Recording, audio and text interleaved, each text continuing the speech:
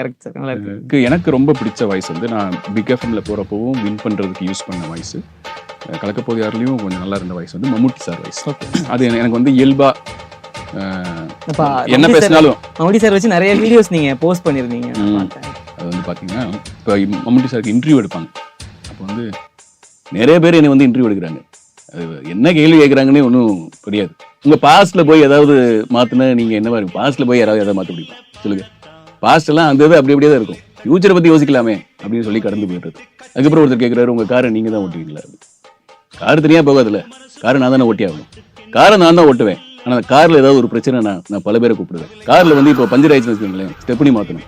வண்டியில ஜாக்கி இல்ல, நான் யாரை கூப்பிடுவேன் தெரியுமா? கில்லி விஜயை கூப்பிடுவேன். ஒருத்தர் பின்னாடி தூக்கிடுவார்ல. பெரிய வண்டியா இருந்துச்சுன்னா சரத்குமார் சாரை கூப்பிடுவேன்.